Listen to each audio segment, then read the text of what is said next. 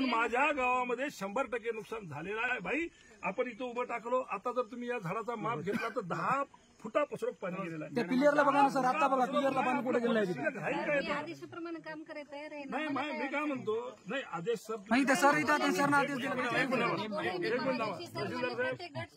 मी आता कलेक्टर साहेबांना सांगतो. मला काय म्हणायचंय, तुम्ही काय स्वीकारायचे ते नंतरचा भाग.